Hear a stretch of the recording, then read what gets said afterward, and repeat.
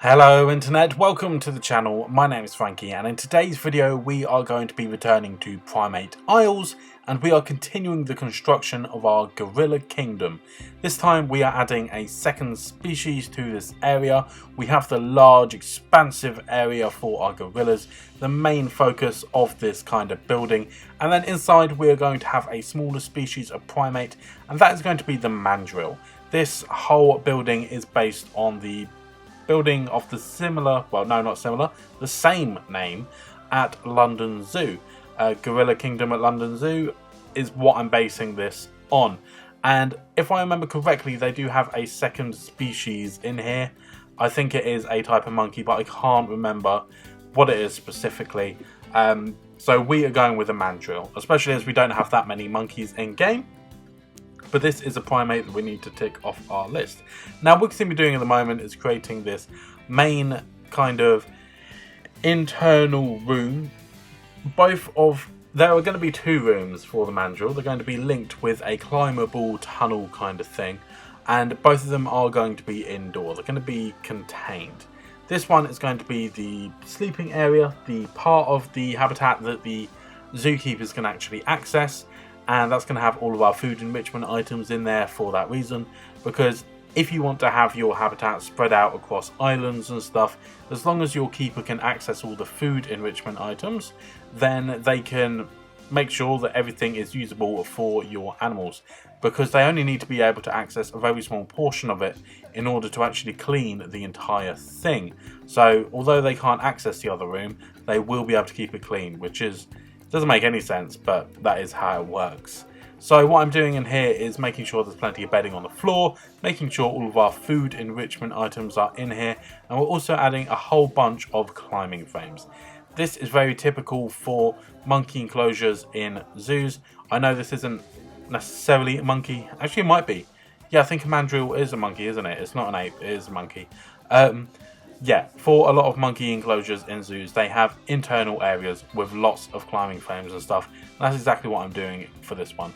You can also see me starting to create a bridge here. And to do that, I am using some climbable pieces, the really long wood plank pieces, bridging the gap that I want them to be able to cross in order to get into their more playful kind of habitat section.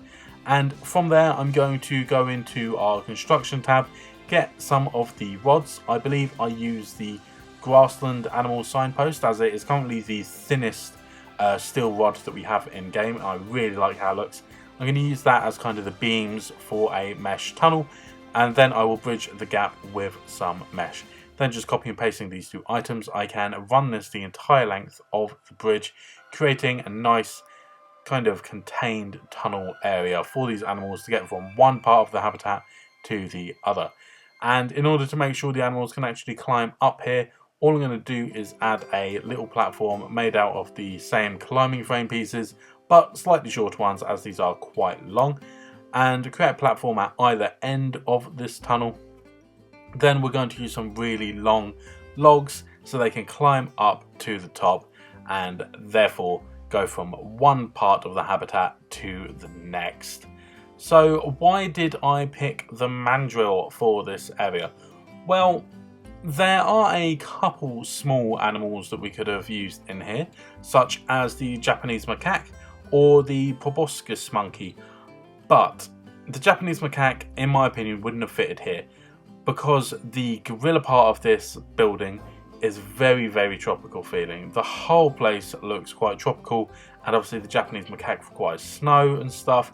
We will have to be building them an enclosure later on in this zoo, because the aim is to include all types of primates available to us at this moment in time. But it just did not fit in here, in my opinion. And the proboscis monkey, why were they not in here? Well, they are famous for loving a good swim. That specific species of monkey loves the water, and with having such a contained habitat like I'm trying to do here, we just can't have a decent swimming space, or at least not as much space as I would like to give them. So we're going to save those for a later habitat as well. In Little Asia, one of my previous zoos that you may have seen on the channel, we did build a habitat for the proboscis monkey, and that was my first ever island habitat, and it worked really well. So I might be taking some influence from that in the future, who knows. As we have now done 2 episodes including primates in a row, please let me know in the comments what type of animal you'd like to see next, because this zoo can't be entirely primates, otherwise the videos are going to get pretty boring pretty quickly, because each habitat will be really quite similar. So let me know what filler animals you would like to see in between the main primates of this zoo. I'm personally thinking of doing the African penguins. Once again, I'm thinking maybe let myself be inspired by London Zoo. It's still fresh on mind, and these were the 3 habitats I wanted to create. This gorilla one, the Galapagos tortoise house, which I've already done, and the penguin beach.